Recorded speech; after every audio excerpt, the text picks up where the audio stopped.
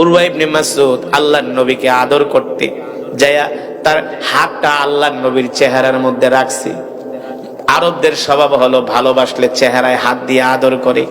উরওয়া ইবনে মাসউদ বলে, হায় রে, এই মুহাম্মদকে আমরা কত কষ্ট দিছি, কত না নির্যাতন করেছি, জুলুম করেছি, তার মতো এত ভালো মানুষটাকে।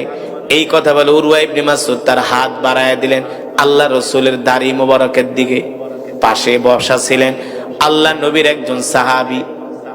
আল্লাহ নবীর একজন সাহাবী তিনি তরবারিটা বের করলেন। তরবারিটা বের করে উরওয়া ইবনে মাসউদের হাতের মধ্যে রাখলেন আর বললেন, এই বেটা, এইটা কিন্তু মক্কা না, এটা হলো মদিনা। সুবহানাল্লাহ বলেন। আল্লাহ রাসূলের সাহাবী বললে, এটা কিন্তু মদিনা, এটা মক্কা না। তুই কার মুখের দিকে হাত বাড়ায় দিছস? তোর হাতটা কোন জায়গায়? উরওয়া ইবনে মাসউদ বলে, আমি তো মুহাম্মদকে আদর করার জন্য হাত বাড়ায় দিছি। কয়, হাত নামা, হাত কাইটা ফেলামু। আল্লাহ রাসূলের গায়ে হাত দিছস, তুই আদর করার জন্য দিছস না কি মনে করে দিছস এটা আমার জানার দরকার নাই। আল্লাহর নবীর দিকে যদি কেউ হাত বাড়ায়, আমরা তার হাত দেহ থেকে বিচ্ছিন্ন করে দেই। আল্লাহু আকবার।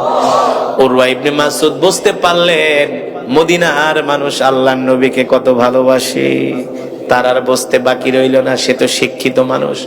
উরওয়া ইবনে মাসউদ বলে, আমি একদিন না, 2 দিন না, আমি অনেক দিন পর্যন্ত মুহাম্মাদের দরবারে ছিলাম। উরওয়া ইবনে মাসউদ বলে, আমি কি দেখলাম, আল্লাহর নবী যখন ওযু করে, নবীজির ওযুর পানিগুলো সাহাবীরা জমিনে পড়তে দেয় না, হাতের তালুতে নিয়ে বরকতের জন্য শরীরে মাখতে থাকে। শুধু এখানেই শেষ নয়, আল্লাহর নবী যে থুতু ফালায়, থুতু, এই থুতু গুলো সাহাবীরা জমিনে পড়তে দেয় না, হাতের তালুতে নিয়ে আতরের মতো মাখতে থাকে। আল্লাহর নবীর থুতুর মধ্যে আতরের চেয়ে বেশি ঘেরান। জোরে বলেন সুবহানাল্লাহ। শুধু এখানেই শেষ না, আল্লাহর নবী হিজামা করলেন, সিঙ্গা লাগালেন, কিছু রক্ত বের হয়েছে। সাহাবী আব্দুল্লাহ ইবনে জুবাইরকে ডাক দিলেন, এ জুবাইর, এদিকে আসো, যাও যাও, এই রক্তের ডিব্বাটা নিয়ে, বোতলটা নিয়ে মাটির মধ্যে পুঁতে দাও। সাহাবী আব্দুল্লাহ ইবনে জুবাইর রাদিয়াল্লাহু তাআলা আনহু বলেন, এ আল্লাহর নবীর রক্ত আমি জমিনের মধ্যে ফালাবো, জমিনের মধ্যে পুঁতে দিব, এটা হতে পারে না। সুবহানাল্লাহ। তিনি ওই বোতলটা কি করলেন, টান দিয়ে আল্লাহ রাসূলের রক্তগুলো খেয়ে ফেললেন। সুবহানাল্লাহ বলেন। এই দৃশ্যটা উরওয়া ইবনে মাসউদ দেখলেন, যে উরওয়া ইবনে মাসউদ দেখলেন আল্লাহর নবীর রক্ত পর্যন্ত জমিনে পড়তে দেয় না, সাহাবীরা সেই রক্তগুলো বরকতের জন্য খেয়ে ফেলে। উরওয়া ইবনে মাসউদ এই দৃশ্য দেখার পরে আল্লাহর নবীকে ডাক দিয়া বলে, মুহাম্মদ, আপনি আমাকে বিদায় দেন, আমি আর মদিনায় থাকবো না। বলে, কেন? আমি মদিনায় আইসা যেই দৃশ্যগুলো দেখলাম, এই কথাগুলো মক্কার মানুষকে আমাকে বলতেই হবে। আপনাকে আমরা কত কষ্ট দিয়েছি, কত নির্যাতন করেছি, আপনার মতো ভালো মানুষকে আমরা কত কষ্ট দিয়েছি। আল্লাহ নবী বলে, উরওয়া, আপনি আসছেন মক্কা থেকে, আর কিছুদিন থাকেন। বলে, না না না ভাতিজা, এই যাওয়াই শেষ যাওয়া না, আমি মক্কায় যাচ্ছি। আবার মক্কা থেকে ফিরে এসে আমি তোমার চরিত্র দেখে এতটা খুশি হয়েছি, তোমার ব্যবহার দেখে আমি এতটা খুশি হয়েছি, ভাতিজা মুহাম্মদ, আমি আর কিছুদিন পরে এসে তোমার হাতে হাত রেখে কালেমা পড়ে মুসলমান হয়ে যাব। আল্লাহর নবীর সুন্দর চরিত্র দেখে, ব্যবহার দেখে, আখলাক দেখে মক্কার কাফেররা পাগল হয়েছেন, ঠিক কিনা বলেন? এবার উরওয়া ইবনে মাসউদ চলে গেলেন মক্কায়।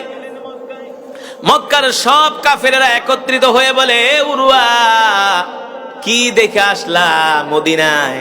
উরওয়া ইবনে মাসউদ বলে, আবু জেহেল, আবু লাহাব রে, শোনো, আমি তোমাদেরকে বলতেছি, তোমরা যদি এখনো বাঁচতে চাও, মুহাম্মাদের হাতে হাত রেখে কালেমা পড়ে মুসলমান হয়ে যাও। সুবহানাল্লাহ বলে।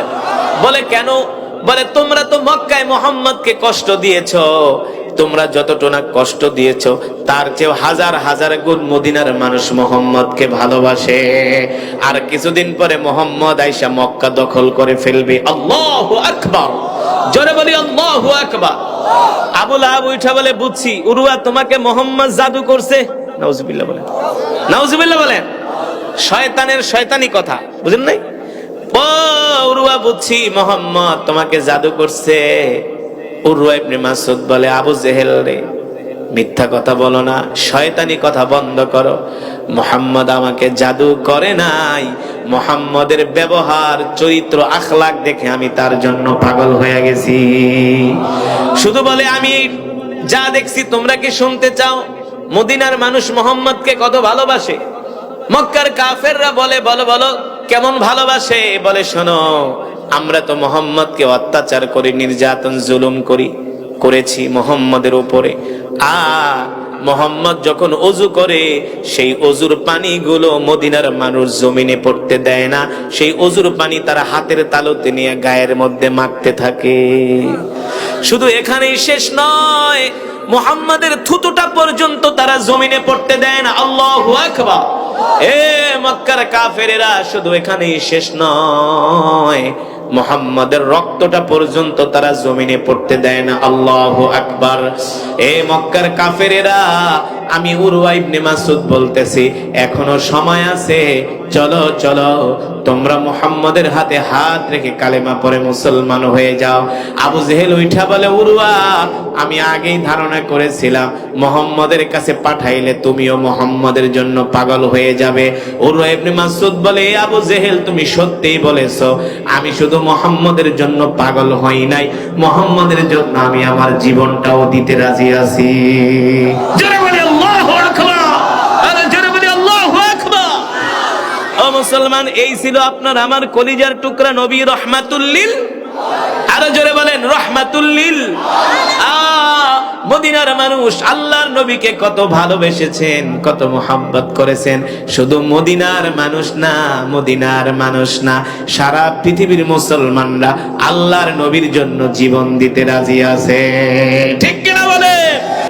আল্লাহ রাব্বুল আলামিন কোরআনুল কারীমের মধ্যে সে কথাই বলছেন, ওয়ামা আরসালনাকা ইল্লা রাহমাতাল লিল আলামিন।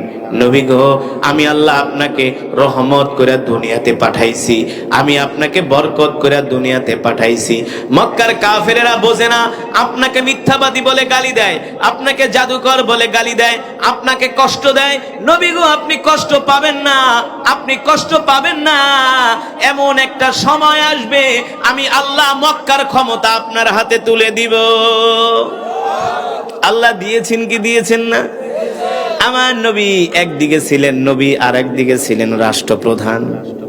ঠিক কিনা বলেন? আমার নবী রাষ্ট্র পরিচালনা করেছেন, একদিকে আমার নবী মসজিদে ইমামতি করেছেন, আর একদিকে জিহাদের ময়দানে নেতৃত্ব দিয়েছেন। ঠিক কিনা বলেন? এখন শুধু আমরা বুঝলাম তসবিহ টিপা, না না না, শুধু তসবিহ টিপলেই হবে না। ওয়াকুল জাআল হক ওয়া যাহাকাল বাতিল ইন্নাল বাতিলা কানা যাহুকা। হক হলো যাদের কাছে কোরআন আছে, তারা হলো হক। ঠিক কিনা বলে? আল্লাহ নবীকে শত অত্যাচার, নির্যাতন, জুলুম করার পরে আল্লাহ তাআলা নির্দেশ দিলেন, নবী গো, আপনি মক্কার কাফেরদেরকে এত ভালোবাসেন, তার পরিণামে মক্কার কাফেররা আপনাকে গালি দেয়, আপনাকে মিথ্যাবাদী বলে, আপনাকে জাদুকর বলে, আপনাকে সন্ত্রাস বলে। নবী, আপনি আর মক্কায় থাকবেন না, আপনার জন্য এখন আর মক্কায় থাকা ঠিক হবে না, আপনি মক্কা ছেড়ে মদিনায় চলে যান। ও মুসলমান যুবক, শেষ পর্যন্ত আল্লাহর নবী কোরআনের কথা বলার কারণে তাকে মাতৃভূমি ছাড়তে হয়েছে। কোরআনের কথা বলার কারণে আল্লাহর নবীকে মাতৃভূমি ছাড়তে হয়েছে। নিজের বাপদাদার ভিটা, নিজের বাপদাদার ভিটা ছাড়তে হয়েছে, মায়ের দেশ, বাবার দেশ ছাড়তে হয়েছে, শুধু কোরআনের কথা বলার কারণে। ঠিক না বলেন? ঠিক না?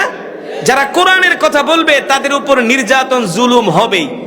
সেই 1450 বছর আগে হয়েছে, এখনো হবে, কিয়ামত পর্যন্ত চলবে। তাই বলে শুধু কোরআনওয়ালারা মাইর খাবে না, এত সোজা না। কোরআনওয়ালারা শুধু মাইর খায় না, মাইর দেয়। ঠিক না বলেন?